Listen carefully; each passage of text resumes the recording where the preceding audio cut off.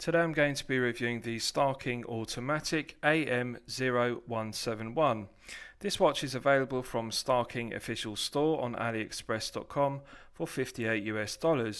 So firstly, let's look at the watch box that the AM0171 comes in, and then I'll talk you through the other items one gets with the piece. So the Starking Automatic comes in this glossy finish black cardboard watch box which has the Starking brand emblem and logo on the lid. One pulls out the inner tray. As you can see, it has a fabric tab, and inside the watch is well protected in transit by a resealable plastic bag which is branded with Starking. And the watch itself sits on this piece of foam, and the watch sits inside a cutout panel which is also made from foam, and it has an elasticated strap, so that stops the watch sliding around in shipping. So although basic, I think it's perfectly acceptable for a low tier price point piece like this. It's only $58 to use a cardboard watch box, and I really like the tray design. It's very aesthetically pleasing, and I think it's a credit to Starking that they've made every effort to produce a good quality watch box from cardboard. With regards to the other items one gets with the watch, one also gets this Starking guarantee card, and I'm pleased to report that this Starking Automatic is covered by a 12-month international warranty. On the reverse there are various social media QR codes, so one can scan with an Android phone or iPhone the QR code and subscribe to get a surprise from Starking, effectively a prize draw entry. So very good to get a 12-month guarantee on a watch that only costs $58 US. One also gets this cardboard price tag, and on the reverse is the QR code and the reference number of the piece, and also it has the price. And lastly, one also gets a microfiber polishing cloth which is branded with the Starking brand emblem and also the logo, as you can see. So I always think it's nice, irrespective of the price point of the watch, to get a microfiber branded polishing cloth. I think it's a good touch. So with regards to the specification of the watch itself, this Starking Automatic AM0171 is a 40mm case. The case and the bracelet are entirely made from solid 316L grade stainless steel. So 40mm case, 48mm lug-to-lug measurement, and a thickness of 12mm. The lug width is 20mm on the bracelet. So I think that this is a very well proportioned piece. 40mm with a 20mm bracelet gives the head of the piece a very well balanced feel on the bracelet, which tapers from 20mm at the lugs, slightly tapering down to the 2-button push deployant clasp. So very nicely executed proportions. 12mm really is very good, bearing in mind that it has a screw down exhibition case back, flat sapphire crystal on the back, and mineral crystal glazing the stainless steel screw down case back. So a very nice design. Now with regards to the dial, it has a metallic sunburst finish to the black dial, applied indices, and also dolphin shaped hands. The dolphin hands beautifully complement the arrow point style of applied indices. Now, interesting choice of date complication position. Starking haven't opted for the default option, which is the 3 o'clock or alternatively the 6 o'clock position. They've gone for between the 4 and 5 o'clock indices, and I think that's a good choice because it retains the symmetry of the applied indices, and it's still clearly legible because the date wheel is in white with black Arabic numerals. One thing I like about this Starking Automatic is the dial isn't over-branded with irrelevant text and specification. It simply says Starking with the brand emblem at 12 o'clock, and at 6 o'clock we have Automatic. There's no additional specifications such as the water resistance rating. It really is ideal for a daily wear piece. The silver finish to the dolphin hands means that it contrasts very well with the black dial, and also the silver applied indices. They really catch the light. So although it doesn't have AR coating underneath the sapphire crystal, the dial and hands are clearly legible in all light conditions. Now with regards to the finishing, it's something I'm very impressed with. We've got mirror polished flanks to the case, mirror polishing to the bezel, which complement each other, brushed satin finish to the tops of the lugs and also the underside of the case. The screw down exhibition case back, which is glazed with mineral crystal as I've discussed, has a nice emblem embossed in the centre for the Starking emblem, and also it's mirror polished to a flawless standard and engraved to a very high standard. The screw down exhibition case back provides an effective hermetic seal to 30 metres of water resistance, which is perfectly acceptable for a daily wear piece, and the push pull crown provides a second effective hermetic seal. Coin edge finish to the solid stainless steel screw down push-pull crown, and it's signed with the Starking emblem. Nicely executed, and it also is a pleasure to operate, so I've got no criticisms whatsoever with regards to the execution.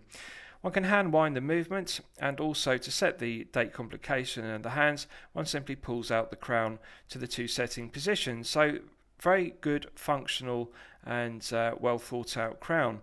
Now with regards to the bracelet, it's nicely finished, brushed satin finish links which contrast with the mirror polish links. The flanks of the bracelet are mirror polished to a flawless finish, and there's a hidden 2-button push deployant clasp. So one presses the 2-button trigger action on the deployant, and then the deployant opens up. Nicely mirror polished to the top side and the underside, and there's a good solid spring-loaded trigger action to the 2-button push deployant. I think it's impressive at this price point to get a solid milled stainless steel deployant rather than a pressed metal clasp, and I think it's a credit to Starking that they haven't cut any corners with regards to the quality of the clasp. Solid end links in the solid stainless steel bracelet are always a nice touch rather than hollow end links, which are a cost-cutting measure. And I really like the use of the screw-down case back. They could have simply used a pressed-on case back to cut corners, but it's always nice to have an exhibition case back to show off the movement. So with regards to the movement used, it's a Miyota 8215. So there are some positives and negatives to the 8215. The main positive is it's a very reliable, well-proven workhorse Miyota movement. It's been used for a number of years in several watches without any reliability or build quality issues reported. However, the negative is that although it has a 42-hour power reserve, it only winds the movement in an anti-clockwise direction. Often it's the case that automatic movements have bidirectional rotors. The rotor can spin clockwise or anti-clockwise, and they both have the same winding effect on the movement. But with the Miyota 8215, the unidirectional rotor only spins anti-clockwise to wind the movement, so it's not as efficient as bidirectional winding automatic movements. But having said that, it is reasonably accurate. It has a stated accuracy of -20 to +40 seconds per day, and I'm pleased to report that this one is running at +15 seconds per day, which is very good, bearing in mind it's a $58 watch. This is the gilded version of the Miyota 8215. They also make silver versions, and I actually think the gilded version has a nice gold metallic finish. I like the sunburst effect of the gilded rotor, and it adds interest to the undecorated movement. So although it's a basic workhorse movement, it's nice to look at through the exhibition case back due to being gilded rather than silver. It runs at 21,600 vibrations per hour and a frequency of 3 Hz, which is the standard for Miyota movements. And I think it's a good choice. It's good to see a Japanese-made Miyota movement in a watch at this price point, rather than using a Chinese-made movement of poorer quality. So good, solid, reliable movement, and really the only negative is the fact that the rotor is unidirectional rather than bidirectional. Has 21 joules, and it does suffice in powering the day-date complication. So it is a good overall movement at this price point. So I'll give you a wrist shot, and you can see how the watch fits on my 8-inch wrist. Now I haven't sized the bracelets, I've simply taken the watch out of the watch box, and I'm pleased to report that it does indeed fit my 8-inch wrist with no difficulties whatsoever. As you can see, I can indeed fit my index finger underneath the bracelet. So this watch will fit up to an 8-inch wrist with no problems. I would say at 40mm it really is the perfect piece if you have a 6 to 7-inch wrist, or even a 7 to 8-inch wrist, but really at 40mm I think it suits the smaller wrist due to being relatively low profile at only 12mm thick. Now the lug width is 20mm, and I think that is the perfect balance choice for the head of the piece. The 20mm bracelet really does give a good balance to that 40mm case, and I like the mirror polish bezel. It does add interest to the brushed satin finish of the tops of the lugs and the bracelet. So it's an eye-catching piece, but it's also versatile because the 48mm lug-to-lug measurement wraps around the wrist very well, as you can see, very snug fit. So as a daily wear piece, this would easily fit underneath business shirt cuffs, and it could potentially be worn on a leather strap as a dress piece because it does have that dress piece aesthetic. So I think it's a very versatile looking piece. Now it's nice that it's got a hidden deployant rather than a flip-lock clasp. As you can see, it does also give it that dress watch look with the mirror polishing to the links, and it's an absolute pleasure to operate. It's easy to press those two triggers and it just falls open with no effort whatsoever.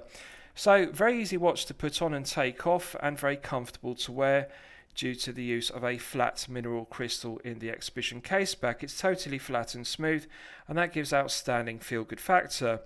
The build quality, the finishing and the execution of the Deployance is very good for this price point. So what are the negatives of the piece? Well, really it's hard to be critical of a watch that only costs $58. One could argue that the lack of AR coating on the underside of the sapphire crystal on the front means that it's very glossy. As you can see, it's reflecting the light. It's highly reflective, and that is the main negative to the piece. And the only other real negative, which I've already discussed, is the fact that the Miyota 8215 used in the piece has a unidirectional rotor. But at this price point, these kind of things can be overlooked because it is a 42-hour automatic movement, and it does have hand winding, so one can manually wind the movement when off the wrist to top up that 42-hour power reserve. Really, the only main negative of the watch is the lack of hacking.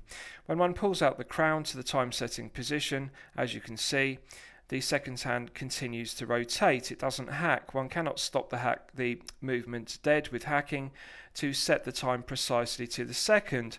So that is a minor criticism, but however, it's something I want to bring to your attention because the lack of hacking is something which is divisive for many collectors. They like to have an automatic movement that they can hand wind, but also hack because they like to set the time precisely.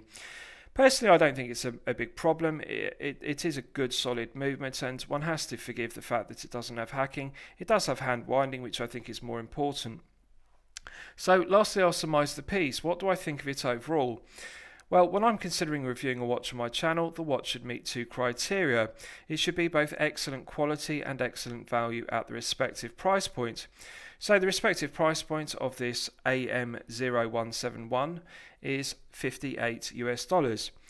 I really think this watch is loaded with specification for that price point. To get an automatic movement and to get sapphire crystal with a screw down exhibition case back at $58 is outstanding value. They haven't cut any corners, it has solid end links, and it also has a 2-button push deployment clasp which is solid milled stainless steel.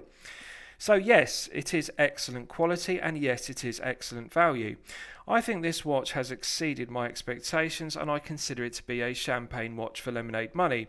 So I highly recommend the Starking Automatic AM0171 for your consideration. I hope you've liked my review of the piece. Please feel free to post your own comments below the video.